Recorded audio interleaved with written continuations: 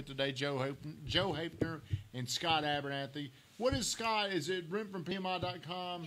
The best property manager in the business is Scott Abernathy. And the smartest. And the smartest. So it is vital, in my opinion, if you want to grow your real estate holdings, you need a great property manager. You need Scott Abernathy. You can get to it from rentfromscott.com, or you can also go rent from PM. What is it? PM. Put it in there, girl. So, hey, also, Joe Hafner has a fantastic blog. So, guys, follow Joe Hafner. The guy's very smart. He's got a lot of knowledge, and he's kind of he doesn't get bothered by things. So, definitely give Joe check his blog out. Student of Life. It is a great podcast. Hey, James Peeler, I see you on here. Podcast, I'm sorry. You look just like Jack Black. Hey, have you seen ask that? him for his Joker picture.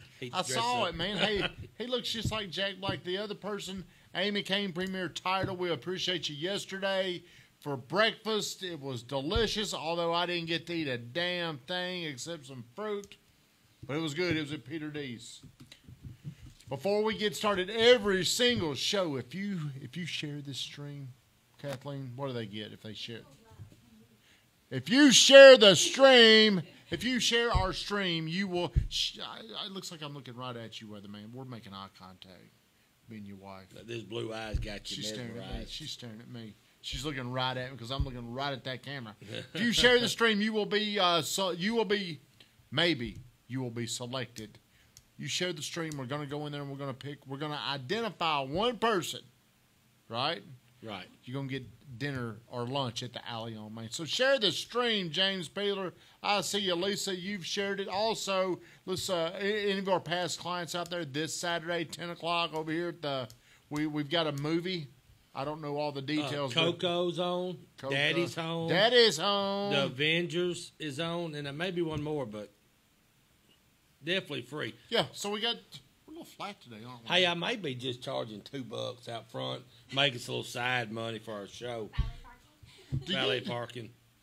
All right, we're going to get started. Weatherman, thank you.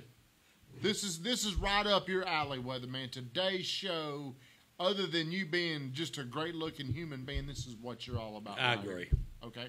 So today what we're going to talk about is how hard it is to buy a home under $250,000. The median home price in Murfreesboro, Tennessee, it's over $250,000. When I say the median, do you know what median means, Cousin Charlie? Your wife, she's a great math teacher. Do you know what median is? Yes. What? It's right in the middle. So there's more homes are selling above $250,000 than below that. So we get a phone call. Weatherman, if somebody calls you up and, hey, you're not going to be held accountable, you're not going to hurt anybody's feelings. If they call you up and they're like, hey, I want to buy a home, it's $180,000, I'm excited, hey, man, let's go looking. What is your first thought? My first thought is to tell them that you're looking for a needle in the haystack. There's probably 7 houses out there with over 100-something people looking in that same category. So it's just like going into a fight with Ronda Rousey. We got a fight on our hands, but guess what? We will come out on top. But I don't think a lot of people understand when you're talking to them. I don't think they understand how challenging it is. Mm-hmm. So how do you tell them that without? You don't tell them. You show them. Telling doesn't do anything because it's your work, so they don't understand. So most people have to be visual. So what I do is I show them a market overlook. I show them what has closed in the past 6 months. I show them what is on the market right now. And I show them how fast they were on the market to really let them see. So a lot of times once they see that, they're like, oh, my goodness, I didn't realize that.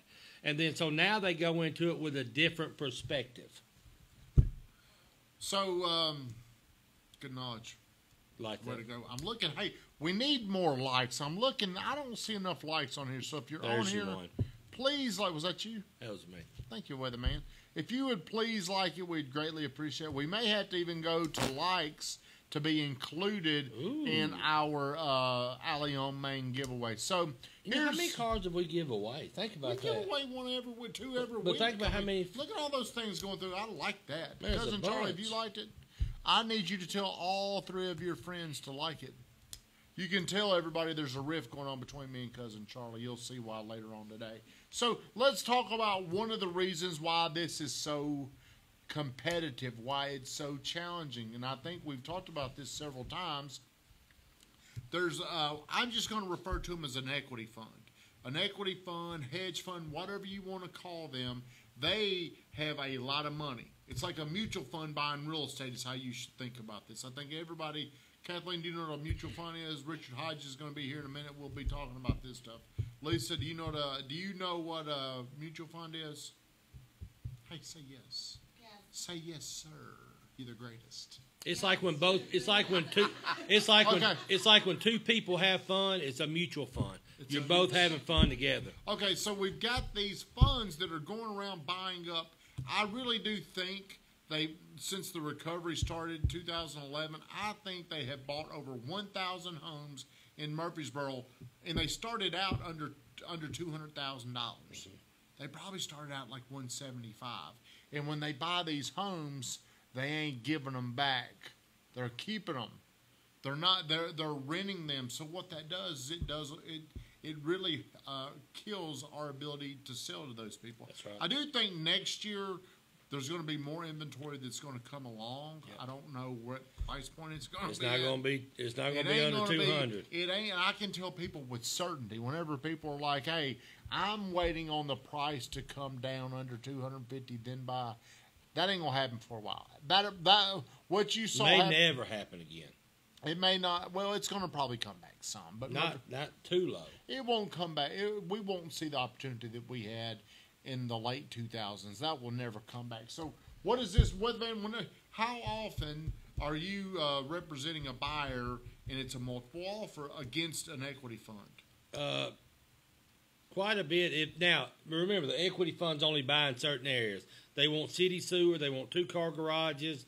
They want less than half-acre lots. And so most of these are your evergreen farms and some of your other areas. So if you're competing against them in that market, as bad as I hate to say it, you're probably not going to win. You know, and not to be a downer, but it's kind of hard to compete against the all-cash offer, no appraisals with the way our house pricing has went up. And we're starting to battle these appraisals now. So there's you brought one I didn't have. There's 4 things you need to know about these funds. They pay cash, which what the man said. They actually pay retail. Yes, they do. They're going to pay close to what maybe even what you're asking. Yep. They're going to limit the inspections. Mm-hmm. They're not going to come in there and beat you up. They really don't want anything. They just want to make sure that the house is livable. Because I think they're going to come in there and repaint, recarpet, and do things like that. And the 4th thing you said, well, the man is, is very important. No appraisal. No appraisal. So you don't have to worry about that. So, but you did bring up a great point about they do buy a specific house. So if you're in Evergreen Farms looking to buy a home over there, and that is like where these guys have set up camp. It's almost like they own it. I wouldn't be surprised if they own over 500 homes in that neighborhood. I really would not. So I think you should, if you're more than likely, if you are buying a home under $250,000, it's going to probably sell within 7 days. Right. It's going to sell so fast. So the agents that represent these hedge funds, they don't even go out and look at it. Cousin Charlie will have something listed, and well, we didn't even have a showing, but we've got an offer. They just make an offer. They make them sight unseen. Full price. They put all these things in there. They've looked at it. They probably have something they looked through on their computer on the MLS. They submit an offer, sight unseen. So the good thing about the hedge funds, we do like hedge funds and we don't. You don't like them if you're trying to compete against them. You do like them if you're selling. But the other thing we always forget about is they really, really, really help our appraisals. Because when you do no appraisal, it does not matter what it appraises for, but you can still use that house as a comp. So if they sell higher, then you can actually use that house as a comp. So they're actually doing us a big favor in our market as well. So they're really, really not a bad thing. Cold out of milk, thank you for getting on here, buddy. They own my home on Cason Lane, sold it in 3 days 2 years ago. Hey, Colt, why didn't you call me? That's the question. Are you and him buddies? Yeah. I taught him how to play softball. Well, maybe he should ask you why you didn't call him. Who's loving all this stuff? Is that you? So, weatherman, think you know, hey, we got to we got into the hedge funds. One thing that I think that's so tough about the 250 market in Rutherford County is I'm a big component against anything within an hour of the airport or 30 to 45 minutes of Nashville is kind of a hot spot.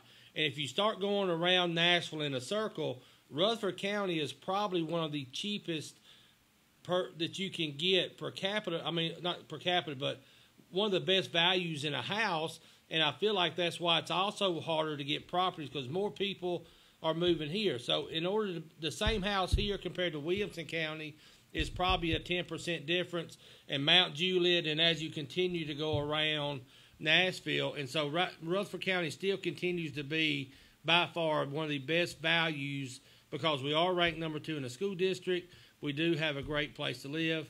And so that's why I think a lot of times we're having a hard time finding these houses because so many people would rather be here and save money. So people, you've got to understand what you're competing against if you're buying a home at $250,000. Right. Stevie Zavisa was talking to a guy the other day, and I think the house was listed at $175,000. What do you have to know if you're trying to buy a home at $175,000? That list price does not mean it's just kind of like hey, here's what we're at. Here's what we're looking to get my best friends on here. Adam Wright. Hey, Adam. Hey. He's my best friend. You got new friends. Adam, me and you going to start hanging out when you come to town. So, Cole Carmichael, I've been searching for homes in the 180 range for over 6 months for a client. We finally had to go with a new construction. We're going to talk about that. But if you're going to buy a home around 180, what are you telling your people? Because there's things that just because they're asking 180, you can't be afraid to go above that list price. You have to be able to step out of your comfort zone. You have to be aggressive. You have to decide what is more important. Is the home inspection more important? Is possibly doing some repairs yourself more important? Or is getting a house in that price point more important? So that's kind of what it's going to take to get those 180 houses. Very, very aggressive offers. So, Cole, they found new construction. That is one easy way is new construction. If you can, Adam, me and Adam's best friends now. Well, we'll see about that. Hey, Swan, we need to send Adam a Christmas card. Okay, right. See, Cole's talking about strategies right here. One of the ways you may have to do this is, let's say if it's listed at 180. 180 does not mean that's what the house is worth. Right. Sometimes you could list something, know it's going to sell for 185. Right. Sometimes you get a bidding war going. So what he's saying is clients have to be, this is a great point right here by another realtor, Cole Carmichael, where you've got to be willing to pay cash. A cash difference between, Cousin Charlie, what are you doing? Sleeping. Were you awake over there, Cousin Charlie? You got to be able to pay the difference between the sales price and the appraisal price. So what I mean by that is if it sells for more than it appraised, you've got to somehow bridge that gap. And you got to be willing to do it with cash. But so often, people, it's hard to get them to feel good about paying more than something appraises for. The Big Kahuna's on here. Share the stream, Big Kahuna. Here's the other thing. Most people in that 180, they don't really have that extra $5,000 or $10,000 because not only do you have to pay over, you also have to try to negotiate your lender to pay the closing costs, possibly having to pay some of that. So what I usually tell my folks is, do you have a retirement? Do you have a rich in-law? Do you have parents? Because chances are the house you're buying now at 180, if we stay the pace we're going, in 2 years, you're probably going to, what you had to pay out of pocket, you're probably going to double that. Yeah. Now we can't ever guarantee that, but if we continue on the pace we're going, you've got a very good possibility of being in really, really good shape. And if you don't believe me, ask people that bought a house 2 years ago and look at the numbers that they're making today. So we're trying to get you in the mindset of the mind frame of a buyer.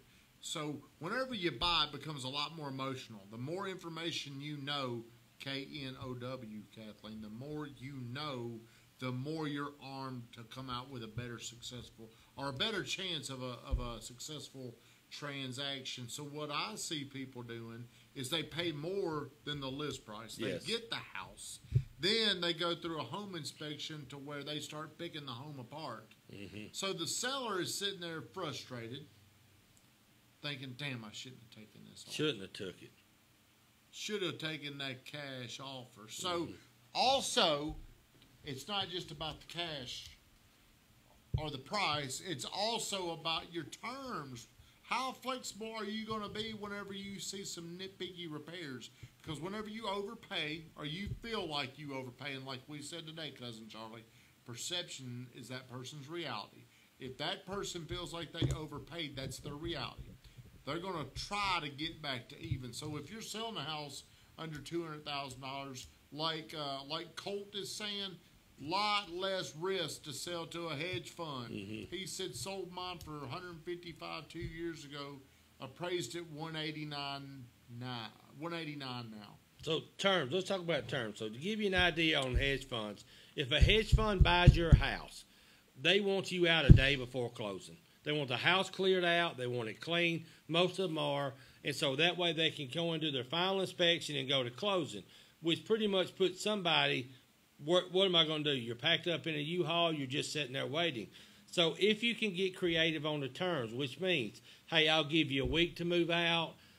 Don't worry about anything. Take as much time as you can. So you make it easier for the seller. Would that be an example of a term? Yes. That would be one. There's many terms. Sure. But like you're saying, closing costs. Our girl, the best in the business, Belinda Arender, is on here. Hey, why not Weatherman, Belinda? Say hi to Weatherman, Belinda. We're going to get to you in just a minute, Belinda. I hope you stay on here because we're going to get to local lender chatter in just a moment about how important this is if you're buying a home under $250,000 and you got a lender from Quicken or somewhere. Rocket Mortgage. Rocket man. Hey, Clay Skipworth, good to meet you the other night. Hey, she said, hey, Weatherman. Hey, Weatherman. So these big giants can dictate terms, like Weatherman said, hey, you got to get out of your house. Where you going, Kathleen? Oh, I thought you were about to leave. I get nervous when you walk out, when you leave me. So these big giants, they can dictate what you got to do. You got to get out on this date because there's so much assurance, there's so much certainty in them being able to deliver the most money, highest probability of you closing with the least amount of stress. If we get a deal from one of them, Lisa, it's a lot easier, isn't it? There's no, but the bad thing is we're not giving somebody local a chance for a home. At what point do we care? I mean, it bothers me. I wish there was more. Right. I wish home ownership was going up. I wish people could get these houses. But the problem is, you have a fiduciary duty to do the best thing for the seller, and that kind of makes it tough. That makes it real tough, especially if we've got a seller that's moving into a new home or something. They need that certainty. And these hedge funds, whatever we want to call them, give them that opportunity. You know, they can navigate these closing dates a lot better. So buyers right now under $250,000, you really have to understand, and please don't be offended when I say this. It's almost like you're lucky to get the house that you really want. Right. Like if we ever have our coming soon and we give them a chance to get in there and buy the house, and then they look at it. They wait a day or two. They don't understand the urgency that they've got to make these fast decisions. Then they've got to trust their judgment that they made the right decision. They overthink everything. So if you can get somebody in on a coming soon and they don't buy it, there's a lot of times you can find a reason why you don't want to buy it. Absolutely. But if you can ever get in on a coming soon, it's your opportunity to buy it. If you like the house, you need to buy it because I really believe you'd probably get a better deal if you buy it on the coming soon. Because if it goes on the market may raise it up. But there's other things that the seller gets as a benefit of that. So moving right along, I did say that these homes under $250,000, they sell so fast. I said within 7 days, they may sell before that. I mean, and if they don't, there's some other issues that you're working with. And so maybe it's just crazy overpriced because you're just taking a gamble, maybe because the house is in really bad shape. But if you have a good marketable house in good shape and you price it where the market is, you're exactly right. 7 days should be enough. That's exactly right. Hey, your buddy Colt, where did he move to? Colt, would you sell your house again? I wonder if he would. Right. James Peeler, dude, I give folk time to get out the house. That'd be cool. They cut the power off with it. More people than the house is wrong. Yeah, he's talking about Colt's talking about what you're saying, how many people are moving to Nashville and they're going around that circle. Colt, do you own a house right now? You will. Would you sell it? All right, let's get to what is probably the most important thing right now. I bet I know what it is. What? You got to be creative, so you got to have a type of strategy to kind of put all this stuff together. What? That's just what it is. That's what I'm going to say. I don't know. You didn't look. I'm going to talk about how important it is to use a local lender that yeah. has a reputation of getting these deals done. Belinda Arender, are you still on here? The greatest. She's the bestest. Whenever Belinda Arender puts her stamp of approval, I can get this done, that means a lot. It rises to the top. It means a whole lot. And Belinda, she may actually call up that agent and say, I can get this deal done. What it does, what sellers want, what listing agents want, they want certainty. Belinda Arender is somebody, there's a lot of juice in her certainty when she says, I can get this done. Now, let's erase Belinda and put somebody that we don't know. Like in Colorado. Yeah, we don't know them. They say, yeah, we can get this deal done. Belinda's going to be straight up with you because she's going to be straight up with the people. She's going to say, I can get this. Hey, the great trout fisherman Roy Frazier's on here. Good to see you on here, Roy Frazier. So it does. I don't want to direct business away from anybody. Right, and we have a lot of great local lenders, but Belinda's who we use. Yes. I mean, she's great. But if you are not using somebody in Murfreesboro, Tennessee, or in the area, it really, really, really puts a stigma. Do you know what stigma means, Cousin Charlie? Yeah. It dirties up it pollutes the offer. He's like a thesaurus. He's like my little guy over there. Hey, J.R. Eastman sent from Detroit. Now, J.R. is a guy that's local. Yep. He's going to be way more meaningful if we're doing a deal and J.R. Eastman is on there.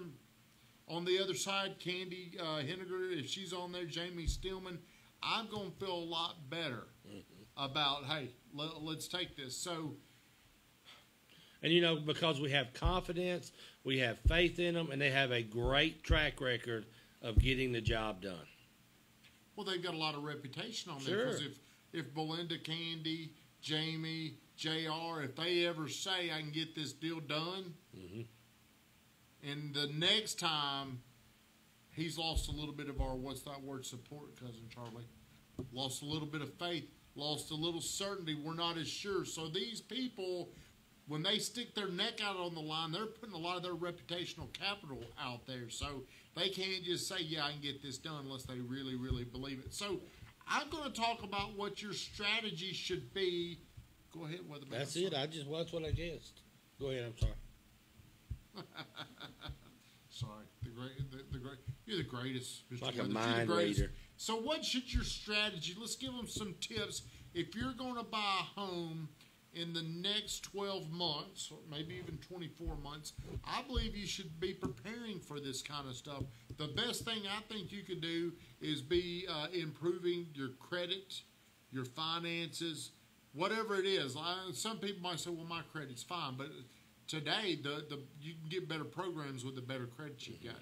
If you can put 3.5% down and go FHA, save up more money, maybe you can go with a conventional project or product. So, hey, one of our favorite agents, Blair Braswell's here. What are you doing, buddy?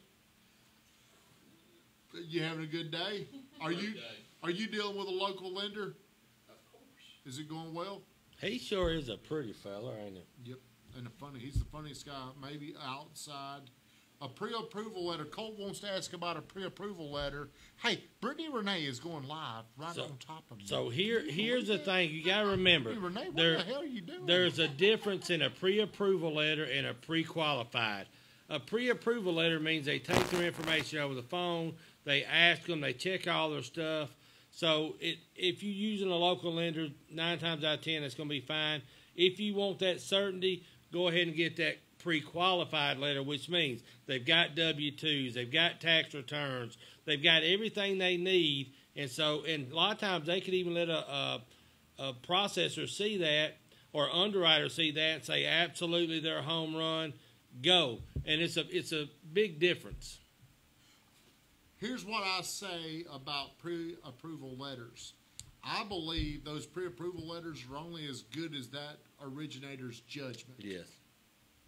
Because we've had some deals where, hey, for some reason or another, that deal didn't make it. Haven't we? Hey, 100. Well, I mean, we've had things happen where they said, yeah, we can do this. The originator thought they could do this. Then we get there, well, they didn't get this taken care of. Or they got child support they didn't tell you about. They got child support. They got IRS stuff. They got other things out there. So, hey, Belinda just said what I said. The letter is only as good as that's exactly right. That's why a pre-approval is just reputational capital that the LO is putting out there. That's all that is. So over the next 12 months, if you're going to buy a home, I think you should save money. That helps you. I ain't saying go up in house. Going up in house might help you because the lower you get to zero, the more competitive it gets. But I think you should save up more money. I think you should try to qualify for the best programs. I think you should get a relationship with a local lender. Right.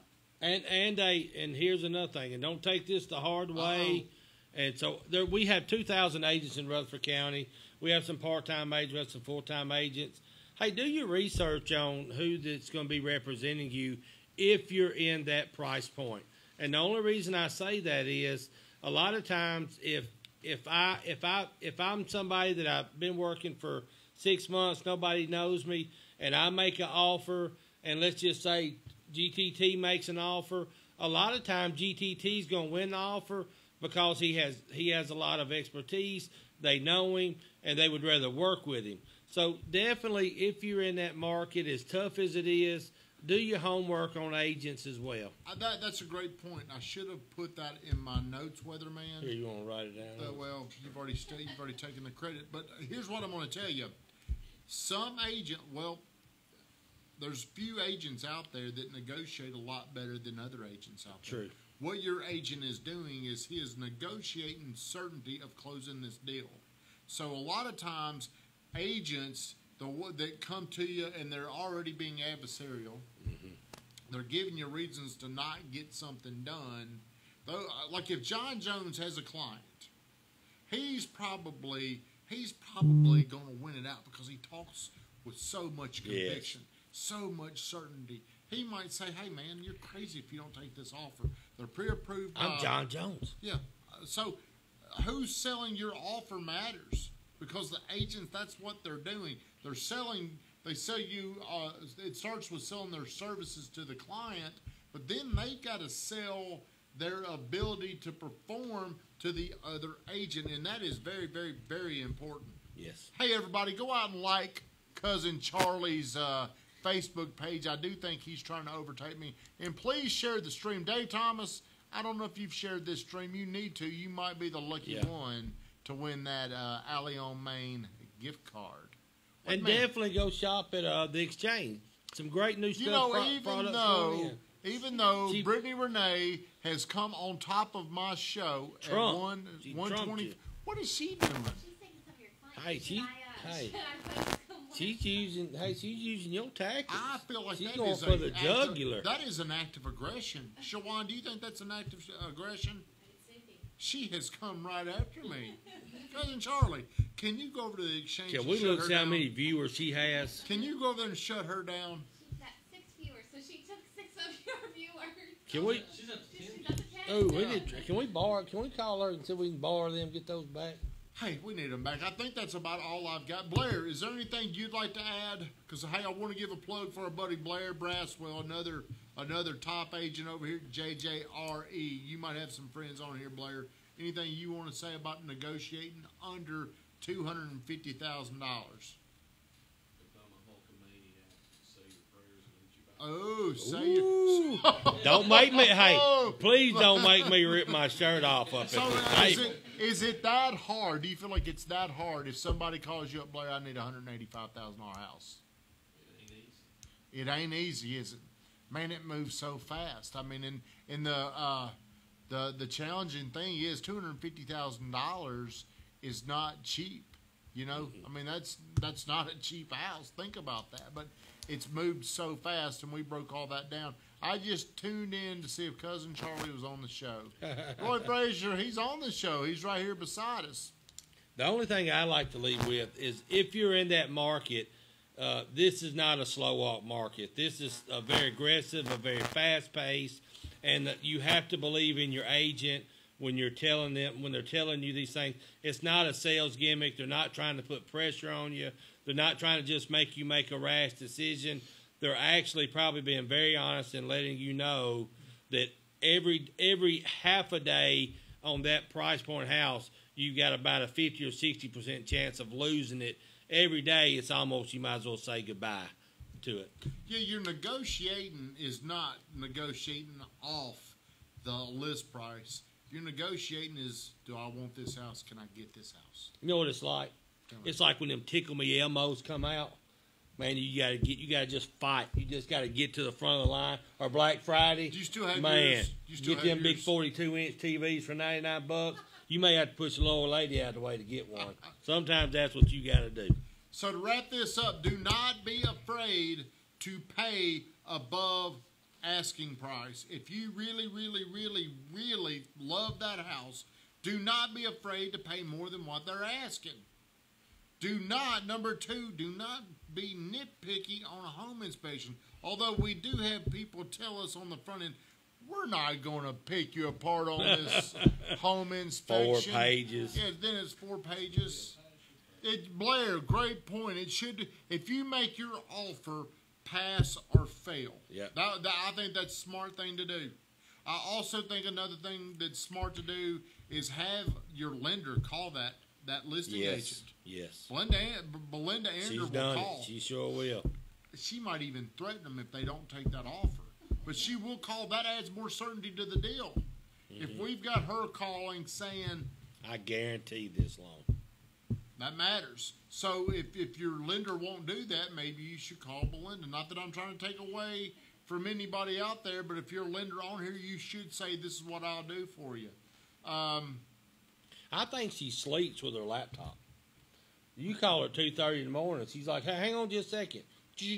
Yeah, I got it. Make good. I knew you were going to call. The other thing, limit the terms, limit closing costs, limit anything that's going to make this file tougher. Don't give the seller a reason to ignore you and to move on. Right. And that special stipulation page, it's great if it's empty. But I think Blair's I think he's right on. You ought to just say, look, here's what we're going to do. We're really buying this as is. It's either going to be accepted or not accepted. I think that's what, because here's what you're really doing. A lot of times you're causing problems over maybe $500, $600, $700, $800. Yeah.